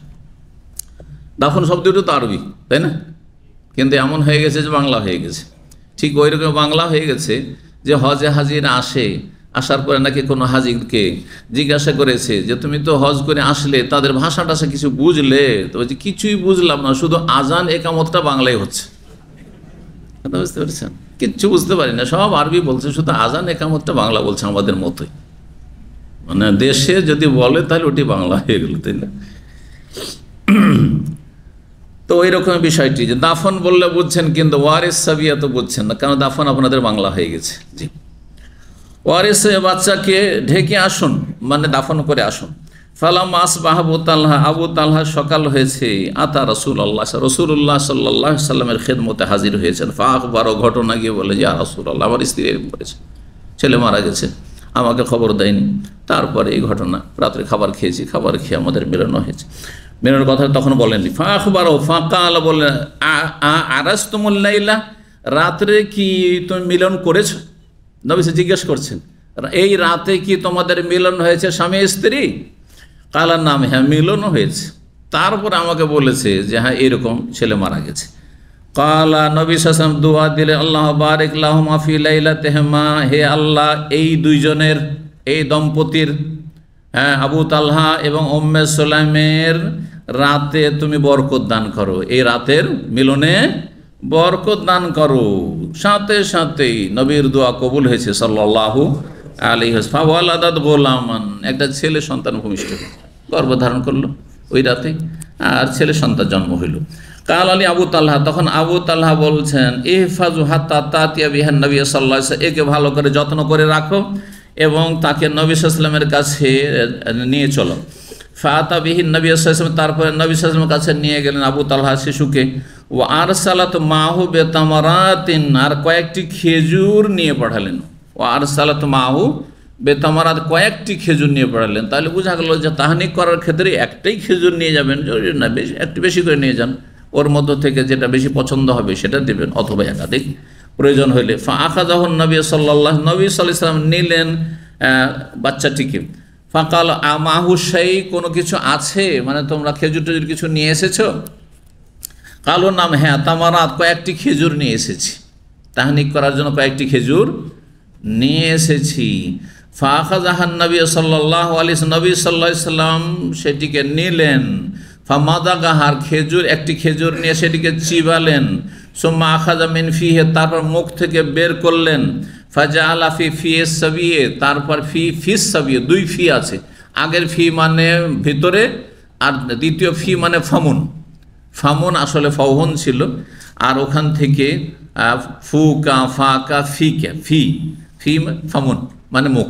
তাহলে একই রকম উচ্চারণ, একই রকম শব্দ, একই, সব কিছু একই, কিন্তু আগের ফি মানে মধ্যে, আর পরে যে ফি এসছে ওর মানে হচ্ছে মুখ ও গহ্বর, মুখের ভিতর। তো কোরআনে কারিমে রয়েছে, আপনারা জানেন যে ফামুন মানে এক বচন, ফামুন মানে মুখ, হ্যাঁ, কিন্তু ফামুন যে তার আসল ছিল, সন্ধি বিচ্ছেদ হয়েছে, আসল ছিল ফাউহুন। এর দলিল আলিয়ামা নাখতেমু আলা আফওয়াহিহিম, তোমার হ্যাঁ হাসরের মাঠে আল্লাহ কি করে মুখে মোহর মেরে দেবেন, আফওয়াহ। তা ফামুনের জামা, হ্যাঁ আফওয়াম হবে, মিম হবে, তো আফওয়া করতে হইল, ওই যে আসলে ফাউহুন ছিল, তো ফাউহুনের জামা হচ্ছে আফওয়াহ। আরবি গ্রামার। তো নবী সাল্লাল্লাহু আলাইহি ওয়াসাল্লাম কি করলেন, নিজের মুখ থেকে নিয়ে সেইটিকে কি করলেন, ফাজাআলা ফি ফিসাবি, সেই শিশুর মুখের ভিতরে দিয়ে দিলেন। ও হান্না কবি, সেটি দিয়ে তাহনিক করলেন। ও সাম্মাহ আবদুল্লাহ, তার নাম আবদুল্লাহ রাখলেন, তার আবদুল্লাহ। এই হাদিসটি বিস্তারিত মুসনাদ আহমদে এসেছে, তাতে অতিরিক্ত শব্দ আছে যা দ্বারা প্রমাণিত হয় যে সাহাবায়ে কেরামদের মাঝে কি ছিল, প্রচলন ছিল তাহনিক করার। হ্যাঁ, নবী সাল্লাল্লাহু আলাইহি ওয়াসাল্লাম ছাড়াও তাহনিক করার প্রচলন ছিল। এই জন্য তাদের জিজ্ঞাসা করা হয়েছে যে তোমরা কি তাহনিক করেছো? না, তাহনিক করিনি। তাহলে বোঝা গেল যে নবী সাল্লাল্লাহু আলাইহি ওয়াসাল্লাম ছাড়াও কারো দ্বারা তাহনিক হতে পারে, এইটি মত বেশি সহি। ওসাম্মাহ আবদুল্লাহ, তার নামে রেখেছিলেন কি, আবদুল্লাহ। তাহলে দ্বিতীয় ছেলে ইব্রাহিম রাখলেন, এখানে আবদুল্লাহ রাখলেন। জি। 2 নম্বর অধ্যায় বাবু ইমাতাতিল আযানি সাফিল আকিকাতে। এই অধ্যায় হচ্ছে শিশু, নবজাতক শিশুর কষ্টদায়ক বস্তু যেগুলি রয়েছে ভূমিষ্ঠ হওয়ার সময়, সেগুলিকে দূর করা আকিকার সময়, মানে আকিকার দিনে কি করবেন, তার চুলগুলি ফেলে দেবেন। আর যদি নখ বড়, অনেক বাচ্চা, পূর্ণ বাচ্চা যখন হয় 9-10 মাসের, দেখা যায় যে নখগুলিও বড় বড় হয়ে গেছে, নখগুলো ফেলে দেবেন। যেগুলো নিয়ে মায়ের মাতৃগর্ভ থেকে পৃথিবীতে এসে সেগুলি পরিষ্কার করে দেবেন। সেগুলিকে নবী সাল্লাল্লাহু আলাইহি ওয়াসাল্লাম আযা, কষ্টদায়ক বস্তু বলেছেন। জি। এটা ছেলেদের ক্ষেত্রে সবার মতে, ছেলে সন্তান হলে সবার মতে, কিন্তু কন্যা সন্তান যদি হয় তাহলে কি করবেন? মেয়ে সন্তান হলে আপনারা কি করেন? যাদের ঘরে মেয়ে জন্মেছে, 7 দিনের দিন আপনারা চুল কাটেন না কাটেন না মেয়েদের? হ্যাঁ, মুন্ডন করেন না শুধু এমনি কাটেন, ছোট করেন? মুন্ডন করা হয়। তাহলে আমাদের দেশে প্রচলন মেয়েদের মুন্ডনের রয়েছে। জি। কিন্তু আরব দেশে এই মেয়েদের মুন্ডনের প্রচলন নেই, মেয়েদের চুলের মুন্ডনের প্রচলন নাই। আরব ওলামারা বলছেন যে হাদিসে যেহেতু রয়েছে নাহা রাসূলুল্লাহ আন তাহলিকাল মারআতু রাসাহা, মহিলাদের মাথা মুন্ডন করতে রাসূলুল্লাহ নিষেধ করেছেন। মহিলাদের মাথা মুন্ডন করতে নবী সাল্লাল্লাহু আলাইহি ওয়াসাল্লাম কি করেছেন? নিষেধ করেছেন। আরেকটি হাদিস, সুতরাং 7ম দিনে ছেলে সন্তান হইলে মাথা মুন্ডন করবেন, কিন্তু মেয়ে সন্তান হলে মাথা মুন্ডন করবেন না, ওই হাদিসকে এই হাদিসের সাথে লাগিয়ে। কিন্তু আরেক দল ওলামারা বলছেন যে না, এই মতটি ঠিক নয়, বরং মহিলা কাকে বলা হয়? হ্যাঁ, প্রাপ্তবয়স্ক হইলে। এখানে ছোট নবজাতক শিশুকে বলেন মহিলা, বলবেন? মানে বলবেন না। তার নবী সাল্লাল্লাহু আলাইহি ওয়াসাল্লাম যেটা নিষেধ করেছেন যে মেয়েরা সাবালিকা হয়ে যাওয়ার পরে সৌন্দর্যের প্রয়োজন হয়, বিয়ের জন্য প্রস্তুত হচ্ছে তাহলে মাথায় চুল থাকতে হবে, না হলে বিয়ে হয়ে গেছে তাহলে স্বামীকে আকর্ষণের জন্য চুলে একটা বড় আকর্ষণ রয়েছে। সুতরাং মহিলাদের চুল মুন্ডন করা বিশেষ কোনো অসুবিধা, রোগের কারণে যদি হয় সেটা ভিন্ন বিষয়, কিন্তু এমনিতে মহিলাদের, সাবালিকা মহিলাদের বা সাবালিকা হতে যাচ্ছে, বড় হয়ে গেছে মেয়েদের মুন্ডন করা জায়েজ নয়। কিন্তু নবজাতক শিশুর ক্ষেত্রে এই হাদিস সবার ক্ষেত্রে আম, ছেলে হোক আর মেয়ে হোক, যে কষ্টদায়ক বস্তুকে তোমরা দূর করো। তো এই মর্মে হাদিস আসছে 5471 নম্বর হাদিস। এখন যারা যেভাবে বুঝেছেন, যারা আরব ওলামাদের সেই ইজতিহাদ বা বুঝ নিয়েছেন, শেখ ইবাদ রাহিমাহুল্লাহ তাই বলছেন যে কন্যা সন্তান হলে মাথা মুন্ডন করতে হবে না। কিন্তু অনেক আমাদের দেশের বিজ্ঞ ওলামারা এবং আরও বেশ কিছু ওলামারা বলেছেন যে না, সাবালিকা হলে বা সাবালিকা হতে যাচ্ছে, বড় হয়ে গেছে, তখন মাথা মুন্ডন করবেন না। এখন 8 বছর 10 বছর বয়স হয়ে যাচ্ছে মেয়েদের, আর মাথা মুন্ডন করছেন, তখন বলবেন যে না, জায়েজ নয়। জি। কিন্তু ছোটোকালে অনেক সময় চুলগুলি, এটা আমাদের দেশে যে করে, এতে হয় কি চুলটা সুন্দর হয়, চুলটা সুন্দর হয়। আর না হলে চুলগুলি একবারে ঘঙ্গরোলা হয়ে যাবে, আর যার ফলে কোনো জাতের থাকবে না, হ্যাঁ, ভালো হয় না চুলগুলো। তো আর তারপরে সবচেয়ে বড় বিষয়, নবী সাল্লাল্লাহু আলাইহি ওয়াসাল্লাম কষ্টদায়ক বস্তুকে দূর করতে বলেছেন। সুতরাং আমার মনে হচ্ছে যে এটি বেশি প্রাধান্যযোগ্য মত, আমি ভুল বলছি না, কিন্তু এটি বেশি রাজে, সহি আর গলত বলছি না। ফিকহার ভাষায় একটা সহি আর একটা গলত, এটা একটা পরিভাষা, আর আরেকটা হচ্ছে এটা রাজে আর এটা মারজু, মানে এটা প্রাধান্যযোগ্য, হ্যাঁ, আর এটা প্রাধান্যযোগ্য নয়। জি। তো সেটাও সহি হইতে পারে, কিন্তু আমার কাছে এটি বেশি প্রাধান্যযোগ্য যে কষ্টদায়ক বস্তু দূর করার জন্য প্রথম দিকে নবজাতক শিশু যদিও কন্যা হোক তার মাথা মুন্ডন করা যাবে। আল্লাহু আলাম। সালমান ইবনে আমের বর্ণনা করছেন 5471 নম্বর হাদিস, বলছেন মাল গোলামে আকিকা, ছেলে সন্তানের আকিকা রয়েছে। এখানে ছেলে সন্তান বলতে শুধু ছেলে সন্তান না, মেয়ে সন্তানের আকিকা রয়েছে, কিন্তু এখানে এইভাবে হাদিসে গোলাম শব্দটি এসেছে। হাফসা বিনতে সিরিন প্রখ্যাত তাবি আলেমা ছিলেন, তিনি বর্ণনা করছেন রবাব থেকে, তিনি বর্ণনা করছেন সালমান বিন আমের আদ-দাব্বি সাহাবী থেকে রাদিয়াল্লাহু তাআলা আনহু, তিনি নবী সাল্লাল্লাহু আলাইহি ওয়াসাল্লাম থেকে বর্ণনা করেছেন। আর আগের হাদিসের মতোই 5472 নম্বর ওই হাদিসটি লম্বা করে এখন এখানে আসছে, সনদের কিছুটা পার্থক্য রয়েছে, শুধু মতন একই রকমের, ওখানে সংক্ষেপে শুধু ছেড়ে দিয়েছেন, এখানে বিস্তারিত আসছে। আর কি সনদের বর্ণনাকারীদের পার্থক্য রয়েছে, যেগুলির সাধারণ মানুষের কোনো প্রয়োজন নেই। সালমান বিন আমের দাব্বি বর্ণনা করছেন সামিআতু রাসূলুল্লাহ সাল্লাল্লাহু আলাইহি ওয়াসাল্লাম ইয়াকুল, আমি রাসূলুল্লাহ সাল্লাল্লাহু আলাইহি ওয়াসাল্লাম বলতে শুনেছি জি কি মাল গোলামে আকিকাতুন, সন্তানের নবজাত শিশুর আকিকা রয়েছে, ফাআহরিকু আনহু দামান, তার পক্ষ থেকে রক্ত প্রবাহিত করো, জবাই করো, একটি প্রাণের পক্ষ থেকে একটি প্রাণের রক্ত প্রবাহিত করো। ও ভাগ ভাগ হবে না, যে এই হাদিসও প্রমাণ করে যে একজন গোলামের পক্ষ থেকে একটি প্রাণের রক্ত প্রবাহিত করো। আর তুমি ভাগা দিলে 7টা বাচ্চার জন্য দিয়ে দিলে, তারপরে ওই কোরবানির সময় এই 4টা কোরবানি আর 3টা আকিকা, কোথায় পেলে এসব মানুষের মন গড়া ফতুয়া, আসলে এর কোনো দলিল নেই, যে কোনো দলিল নেই। যে ফাহারিকু আনহু দামান, রক্ত প্রবাহিত করো সেই শিশুর পক্ষ থেকে, ও আমিতু আনহুল আজার, তার থেকে কষ্টদায়ক বস্তুকে দূর করো, কষ্টদায়ক বস্তুকে দূর করতে বলা হয়েছে। এই হাদিস বর্ণনা করার পরে আরেকটি বিষয় বর্ণনা করছেন, সেটা হচ্ছে বলছেন যে হাবিব ইবনে শাহিদ তিনি বলছেন আমারানি ইবনে সিরিন, আমাকে ইবনে সিরিন নির্দেশ দিলেন আন আসাল হাসান। ইবনে সিরিন মানে প্রখ্যাত তাবি মুহাম্মদ ইবনে সিরিন রাহিমাহুল্লাহ তাআলা, তিনি বললেন হাবিবকে যে তুমি জিজ্ঞাসা করো হাসান বসরিকে। হাসান বসরি আরেকজন তাবি, প্রখ্যাত তাবি। হাসান বসরিকে জিজ্ঞেস করো মিম্মান সামিয়া হাদিস আল আকিকা, আকিকার হাদিসটি কার কাছ থেকে তিনি শুনেছেন, হাদিসটি কার কাছ থেকে শুনেছেন একটু জিজ্ঞাসা করিও। কেন বলছেন পরে বলছি, এই জিজ্ঞাসা করতে কেন, ফাসাল তো তাকে জিজ্ঞাসা করলাম, মানে হাসান বসরি রাহিমাহুল্লাহকে জিজ্ঞেস করলাম, তখন ফাকালা তিনি বললেন যে আমি সামরা বিন জুনদুব রাদিয়াল্লাহু তাআলা আনহু শুনেছি। হাসান হোসেনের আকিকার যে হাদিসটি রয়েছে সেটা সহিহ বুখারীতে আসেনি, সে হাদিসে ইঙ্গিত করা হয়েছে, সেখানে হাসান আন সামরা, হাসান বসরি রাহিমাহুল্লাহ তাবি বর্ণনা করছেন সামরা বিন জুনদুব থেকে।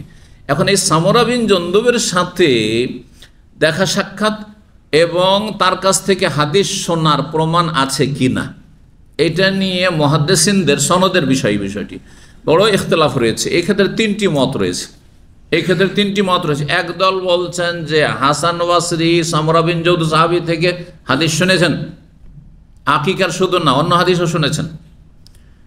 আর এক দল বলছেন যে না, কোনো হাদিসই শোনেননি, হাসান বসরি কার থেকে সামরা বিন জুনদুব সাহাবী থেকে কোনো হাদিস শোনেননি, তার সাথে সাক্ষাৎ হয়নি। তাহলে যদি সাক্ষাৎ না হয় আর হাদিস বর্ণনা করে তো হাদিস দুর্বল, হাদিসে কি রয়েছে, ইনকিতা, হাদিস মুনকাতে, বিচ্ছিন্নতা রয়েছে। হাদিসের একটি দুর্বল হাদিস হচ্ছে সনদে বিচ্ছিন্নতা। যেমন কেউ যদি আমার থেকে কোনো ঘটনা বর্ণনা করে আর তাকে জিজ্ঞাসা করেন যে আপনি কি তাকে দেখেছেন, বুঝেন না দেখা হয়নি, তার মানে কি মাঝখানে আর কারো কাছে ভায়া হয়ে শুনেছে। এমন যে ভায়া যে লোকটির কাছে শুনেছে সে যে কি আল্লাহ জানে, সে ভালো না মন্দ, সত্যবাদী না মৃত্যুক, ঠিক না? তাহলে এই ঘটনা দুর্বল হয়ে যেত, বিশ্বস্ত সূত্রে তখন বলতে পারবো না, ঠিক না? তো এই বিষয়টি, তো একদল বলছেন না, হাসান বসরি সামরা থেকে কিচ্ছু শোনেননি, সুতরাং আকিকার যে হাদিস হাসান বসরি বর্ণনা করেছেন সামরা থেকে, সে হাদিসটি সহি নয়, সহিহ বুখারীতে হাদিসটি নেই, সুনান কিতাবাদিতে রয়েছে। আর এক দল বলছেন এটা মাঝামাঝি মত, আর এটি ঠিক, সেটা হচ্ছে হাসান বসরি সাধারণভাবে সব হাদিস সামরা বিন জুনদুব থেকে শোনেননি তার, কিন্তু আকিকার হাদিসটি শুনেছেন। দেখা হয়েছে এবং আকিকার হাদিস সরাসরি তার কাছ থেকে শুনেছেন। সুতরাং আকিকার মর্মে যে হাদিসটি বর্ণনা করেছেন, সপ্তম দিনে আকিকা দেবে এবং সপ্তম দিনে নাম রাখবে এবং সপ্তম দিনে কষ্টদায়ক বস্তু দূর করবে, হাদিসটি তাদের কাছে সহি, এই মতটি হচ্ছে সহি। জি, আল্লাহ তাআলা আলাম। তো আকিকা সম্পর্কে আমাদের প্রায় শেষ। এখন দুটো অধ্যায় রয়েছে, আকিকা নয় কিন্তু অন্য ধরনের জবাই করা, পশু জবাই করা আর বিষয় রয়েছে। 5473 নম্বর হাদিস। হাদিস বর্ণনা করছেন সাঈদ ইবনুল মুসাইয়্যিব, প্রখ্যাত তাবেঈ।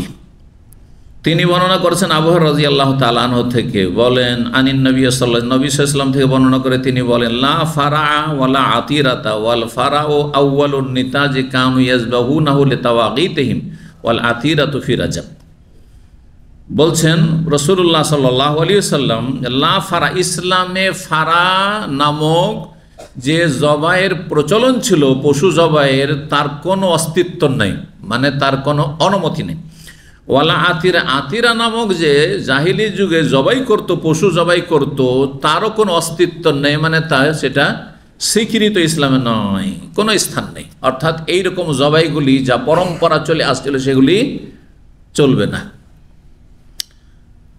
তাহলে এই জবাইগুলি কি বলছেন? ফারা, ফারা হচ্ছে আউয়ালুন নিতাজ কানু ইয়াজবাহুন, যদি কোন উটের প্রথম বাচ্চা ভূমিষ্ঠ হইতো, প্রথম বাচ্চা ভূমিষ্ঠ হইতো, আমরা সেটাকে প্রথম বিয়ান বলি, অনেকে বুঝবেন বিয়ান শব্দটি, বুঝেন?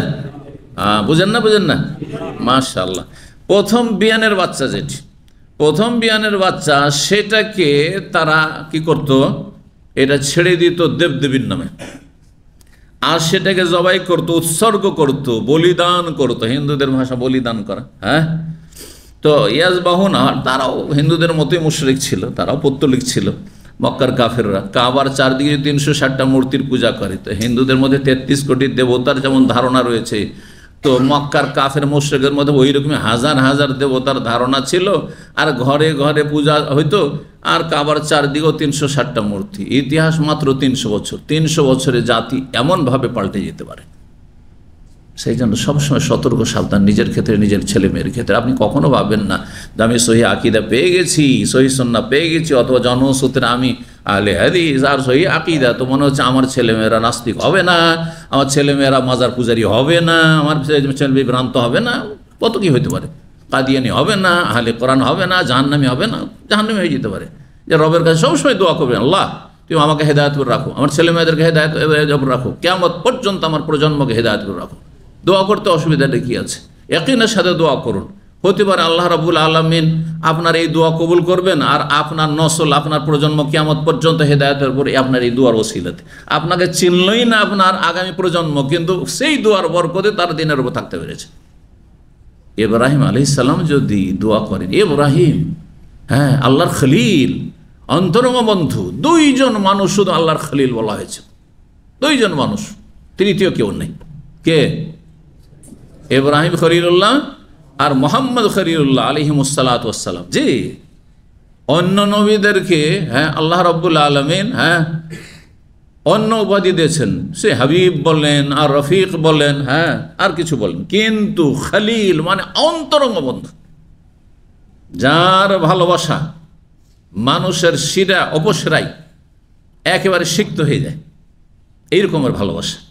খুল্লা, খেলা, এখান থেকে খেলাল করা, খেলাল করা, দাঁতের ফাঁকে খেলাল করা হয়, দাড়িতে খেলাল করা হয়, আর হাতের আঙ্গুলের মধ্যে আঙ্গুল ঢোকানো, এটাও খালাল। জি, খাল্লালা বাইনা আসাবিহি। জি, এইভাবে ধরে না ছুটানো খুব মুশকিল। তো ইব্রাহিম আলাইহিস সালাম দোয়া করেছেন, আল্লাহ আমার ছেলে মেয়েদেরকে, আমার প্রজন্মকে কি করিও? শিরক থেকে বাঁচিয়ে রাখিও, অজনবনী অবানিয়া, ছেলেদের জন্য দোয়া করেছেন। আর দোয়া করেছেন শুধু শিরক থেকে বাঁচলে হবে না, তাওহীদের দাবিদার হইলে হবে না, সহিহ আকীদার দাবিদার হইলে না, নামাজিও হইতে হবে। সেজন্য ইব্রাহিম আলাইহিস সালাম এই শিক্ষা দিয়েছেন, এ আহলে হাদিসরা, এ সালাফি দাবিদাররা, শুধু সহিহ আকীদা, সহিহ, আমরা মিলাদ করি না, তা আমরা মাজার পূজা করি না, আমরা পীর ধরি না, আমরা তাবিজ তোমার করি না, আমরা কোরআন খানি বকশাই না, কিন্তু নামাজ পড়ি না, তখন কি হবে? হ্যাঁ, ইব্রাহিম আলাইহিস সালাম আর এক দোয়া হচ্ছে যে রব্বে জালনি মুকিমাস সালাতি ওয়া মিন যুররিয়াতি, আল্লাহ আমাকে নামাজি বানিয়ে রাখো আর অমিন জুরিয়াতে আমার সন্তানদেরকেও নামাজি বানিয়ে রাখো। আপনি একা নামাজি করবেন কি? একা জান্নাতে যাবেন, বাকিগুলো আপনার চোখের সামনে জাহান্নামে যাবে। যেমন ইব্রাহিম আলাইহিস সালামের চোখের সামনে তার বাবা জাহান্নামে যাবে। আল্লাহ হেফাজত করুন। আল্লাহ আমাদেরকে চেষ্টা করার তৌফিক দান করুন। দোয়াতে চেষ্টা করুন।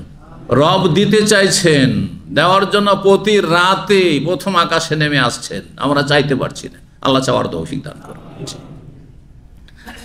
তো ফারা হচ্ছে আউয়ালু নেতা, প্রথম বিয়ান, প্রথম বাচ্চা। নাতা যায় অন্ত যেমন বাচ্চা ভূমিষ্ঠ হওয়া হয়। জি, প্রথম বাচ্চা। কানু ইয়াজবাহুনাহু, যখন উটের বাচ্চা জন্ম নিত প্রথমটি, তখন তাকে জবাই করতো লিতাওয়াগিতিহিম, তাদের দেবদেবীর নামে। তাগুতের বহু বচন তাওয়াগিত। তাহলে হ্যাঁ, আরবি ভাষায় এক নম্বরে তাগুত হচ্ছে দেবদেবী। আল্লাহ ছাড়া যেসবের পূজা হচ্ছে, হ্যাঁ, গাছপালা, পাথর। আর যদি ভালো মানুষের পূজা হয়, তাহলে সেই ভালো মানুষ যেহেতু তিনি আল্লাহর বান্দা, সেই জন্য তিনি তাগুত না, কিন্তু তাদের পূজাটি তাগুতের পূজা। কি বুঝলেন? বুঝলেন না? বুঝলেন না? যেন আব্দুল কাদের জিলানী রাহিমাহুল্লাহ, তিনি একজন ইমাম, তিনি একজন আলেম, তিনি ভালো মানুষ, এই আকীদা বিশ্বাস আমরা রাখি। হ্যাঁ, তো কেউ যদি তার মাজারে পূজা করে আর বড় পীর গৌসুল আজম বলে শিরক কুফরি করে, তাহলে তিনি কি তাগুত হবেন? তিনি তো তাগুত না, তিনি তো আল্লাহর নেক বান্দা। হ্যাঁ, ভালো মানুষ, একজন ইমাম, আলেম, দিনের খাদেম। কিন্তু তার হাতে আল্লাহর ক্ষমতা ছিল না। যারা আল্লাহর ক্ষমতা তার হাতে দিয়ে দিয়েছে, তারা তাগুতের পূজারী, তারা তাগুতের পূজারী, তারা তাগুতের পূজা করছে, কারণ শয়তানের পূজা করছে। এটা কে শিখালো যে আব্দুল কাদের জিলানী, হ্যাঁ, তোমাকে দিতে পারে দস্তগীর, গৌসুল আজম, মহান উদ্ধারকারী আব্দুল কাদের জিলানীর নাম বিনা উজুতে নেওয়া যাবে না? কে শিখালো? শয়তানে শিখিয়েছে। সুতরাং শয়তান হচ্ছে বড় তাগুত। সুতরাং আপনি শয়তানের পূজা করছেন। আসলে ভালো করে বুঝানোর বিষয়টি। ঈসা আলাইহিস সালামের পূজা খ্রিস্টানরা করছে, তো ঈসা আলাইহিস সালামের উপর দোষ আছে নাকি? ঈসা আলাইহিস সালামের যেমন দোষ নেই, তেমনই কেউ যদি ইমাম বুখারীর কবর পূজা করে, ইমাম আবু হানিফার কবর পূজা করে, কেউ যদি রাসূলুল্লাহর কবরে সেজদা করে, তাদের দোষ? হ্যাঁ, যারা পূজা করছে তাদের দোষ, তারা শয়তানের পূজা করছে। জি, এই জন্য ইব্রাহিম আলাইহিস সালাম বাবাকে সম্বোধন করে যখন বলেছিলেন, সূরা মারিয়াম পড়ে দেখবেন, সূরা মারিয়াম আছে। আচ্ছা, তার বাবা কি শয়তানের সরাসরি কোন জিন শয়তানের পূজা করতো? হ্যাঁ, কিসের পূজা করতো? হ্যাঁ, পাথর দিয়ে মূর্তি নিজে তৈরি করে সেগুলো বিক্রিও করতো আর পূজাও করতো, তাই না? কিন্তু তিনি একথা বলেন, লা তা'বুদিস সানাম, লা তা'বুদিল আসনাম, ইয়া আবাতে লা তা'বুদিশ শায়তান। আব্বা, শয়তানের পূজা করিয়েন না। তাহলে বোঝা গেল আল্লাহ ছাড়া অন্যকে যদি আল্লাহর হক দিয়ে দেন, এটা কার পূজা হইল? শয়তানের পূজা। সে আপনি মূর্তির পূজা করেন, আর মাজার পূজা করেন, আর আপনি গাছের পূজা করেন, আর জারি পূজা করেন, আল্লাহ ছাড়া অন্যকে ডাকলে সেটি শয়তানের পূজা করা হলো, শয়তানকে ডাকা হইল। তো তারা দেবদেবীর জন্য জবাই করত। ওয়াল আতিরা, আতিরা নামক এক, হ্যাঁ, তারা কোরবানি করত তারা ফিরাজা রজব মাসে, রজব মাসে। আর যেহেতু তাদের ধর্ম ছিল শিরকি ধর্ম, সুতরাং সেগুলো দেবদেবীর জন্য করতো। তো রজব মাসে কোনো কোরবানি নেই, সেটা যদি আল্লাহর নামে করেন তবু রজব মাসে কোনো কোরবানি নেই, কোনো জবাই করা নেই। আর আল্লাহ ছাড়া অন্যের নামে যদি হয়তো সেটা তো নেই, সেটা বড় শিরক। সুতরাং যখন আরব মুশরিকদের দেবদেবীর নামে জবাই করার ফারা নেই, তো মাজারে, দরগাহে খাসি মোরগ জবাই করার কোনো সুযোগ আছে নাকি? তাহলে যারা খাসি মোরগ জবাই করছে মাজারে, তারা মুশরিক। ভালো বিষয়টা, তারা মুসলিম নয়, তারা মুশরিক, বহুত্ববাদী, তারা একত্ব প্রতিষ্ঠাকারী নয়। 4 নম্বর অধ্যায় বাবুল আতিরা, এই অধ্যায় হচ্ছে আতিরা সম্পর্কে। যেহেতু আগেরটি ফারা ছিল, একসাথে দুটো হাদিস এসছে। 5474 নম্বর হাদিস, সর্বশেষ হাদিস আজকের দর্শের। সাঈদ ইবনে মুসাইয়িব রাহিমাহুল্লাহ বলেন, আবু হুরায়রা রাদিয়াল্লাহু তাআলা আনহু থেকে বর্ণনা করে, তিনি বলছেন, নবী সাল্লাল্লাহু আলাইহি ওয়াসাল্লাম বলেছেন, লা ফারা ওয়ালা আতিরা, ফারার কোনো স্থান নেই ইসলামে, আর আতিরা নামক যে জবাই বা কোরবানি তারও কোনো স্থান নেই। কালা ওয়াল ফারু আউয়ালু নেতাজ কানু ইউনতাজু লাহুম, ফারা হচ্ছে প্রথম বাচ্চা যা উটের তাদের জন্ম নিত, তখন কানু ইয়াজবাহুন হলে তাওয়াগিতিহিম, তাদের দেবদেবীর নামে তারা জবাই করত। আর আতিরা রজব মাসে তারা জবাই করত, এসব নেই। এখন ইসলামে জবাই আছে কি? হয় আকিকা আছে, আর কি আছে? কোরবানি, উযহিয়া আছে, হ্যাঁ, ঈদুল আজহার বাড়িতে বাড়িতে কোরবানি, আর না হলে হজের সাথে উমরার সাথে সংশ্লিষ্ট কি আছে, হাদির কোরবানি আছে। হাদি আর উযহিয়া বেশ কিছু পার্থক্য আছে, জনসাধারণ অনেকেই বুঝে না, কিন্তু পার্থক্য আছে। তো এই কোরবানিগুলি, এই পশু জবাইগুলি আছে। এছাড়া আপনি যদি মনে করেন যে কোনো পশুকে আল্লাহ সন্তুষ্টির জন্য, আল্লাহর নামে জবাই করবো আল্লাহ সন্তুষ্টির জন্য, আর গরিব মিসকিনকে খাওয়াবো, তারও রাস্তা খোলা আছে। কিন্তু সেটা কবর কেন্দ্রিক না হয়, মাজার কেন্দ্রিক না হয়, কোনো আস্তানা কেন্দ্রিক না হয়, কোনো বিশেষ জায়গায় নিয়ে জবাই করব, এগুলো যেন না হয়। জি, আল্লাহ যেন বোঝার তৌফিক দান করেন এবং তাওহীদ সুন্নাতের হেফাজত তৌফিক দান করেন, শিরক বিদআত থেকে আমাদেরকে বেঁচে থাকার তৌফিক দান করেন। ওয়া জাযাকুমুল্লাহু খাইরান ওয়া সাল্লাল্লাহু ওয়া সাল্লামা আলা নবিয়িনা মুহাম্মদ ওয়া আলা আলিহি ওয়া সাহবিহি আজমাইন।